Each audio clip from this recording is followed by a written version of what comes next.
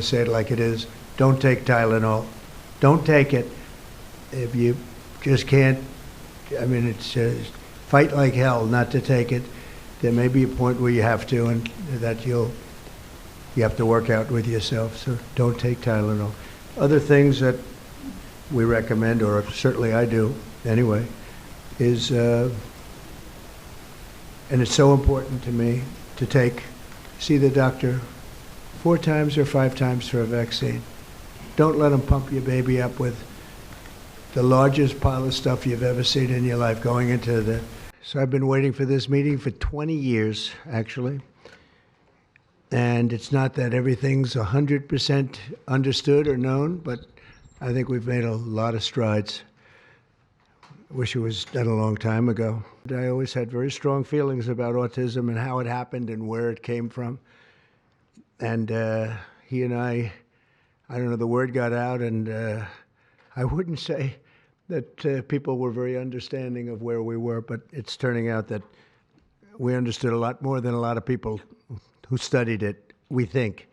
The meteoric rise in autism is among the most alarming public health developments in history. There's never been anything like this. So since 2000, autism rates have surged by much more than 400%.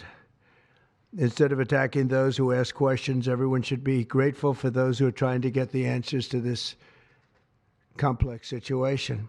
First, effective immediately, the FDA will be notifying physicians that the use of well, let's see how we say that.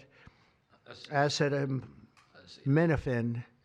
Is that okay? Which is basically commonly known as Tylenol, during pregnancy can be associated with a very increased risk of autism. So taking Tylenol is not good. All right, I'll say it. It's not good, because I think you shouldn't take it. And you shouldn't take it during the entire pregnancy. They may tell you that toward the end of the pregnancy, you shouldn't take it during the entire. And you shouldn't give the child the Tylenol every time he's born and he goes and has a shot. You shouldn't give a Tylenol to that child. The FDA will be updating the label of an existing drug to reflect potential benefits in reducing some autism symptoms. This gives hope to the many parents with autistic children that it may be possible to improve their lives. That's one of the things that I'm very, very happy about. I mean, this was mostly going to be on how not to have the child affected, but we've learned some pretty good things about certain elements of genius that can be given to a baby, and the baby can get better. Finally, to help reach the ultimate goal of ending the autism fever, the NIH will be announcing 13 major grant awards from the Autism Data Science Initiatives. And to be honest with you, to me, that's the least important. It's not even a money thing at this point. There's so much money, but they have to do, and they have to move quickly. When the alternative is that nothing bad can happen, let's do it now. I was just saying to Bobby and the group, let's do it now. Nothing bad can happen. It can only good happen. But with Tylenol, don't take it. Don't take it. And they pump so much stuff into those beautiful little babies. It's a disgrace. I don't see it. I think it's very bad. They're pumping, it looks like they're pumping into a horse. You have a little child, little fragile child, and you get a vat of 80 different vaccines, I guess, 80 different blends, and they pump it in. So ideally, a woman won't take Tylenol.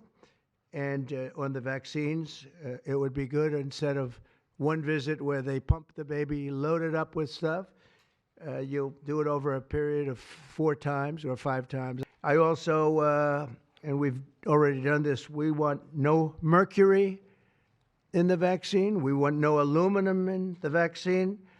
The MMR, I think, should be taken separately. This is based on what I feel, the mumps, measles, and all the 3 should be taken separately. And it seems to be that when you mix them, there could be a problem. So there's no downside in taking them separately. In fact, they think it's better, so let it be separate. And then hepatitis B is sexually transmitted. There's no reason to give a baby that's almost just born hepatitis B.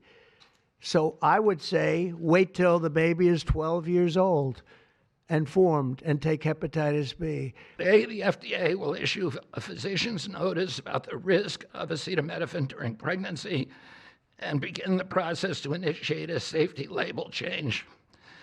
HHS will launch a nationwide public service campaign to inform families and protect public health.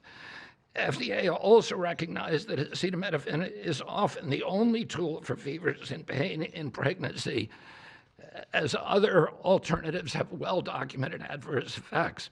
We have also identified an exciting therapy that may benefit large numbers of children who suffer from autism. Peer-reviewed literature has documented that up to 60% of folate-deficient children with ASD can have improved verbal communications if given leucovorin. I have instructed NIH, FDA, and CMS to help doctors treat children appropriately. Jay will help tell that story, which started with sound science, the kind that restores faith in government. I would say we have strong evidence that acetaminophen is not causing autism. It's certainly not the cause of autism. And so to make that sort of statement that nobody should take Tylenol takes away the individualized nature of how we practice medicine and how these medicines are prescribed for families, for the people that they're prescribed for, both during pregnancy and for children. The things that were said at that press conference aren't based in fact.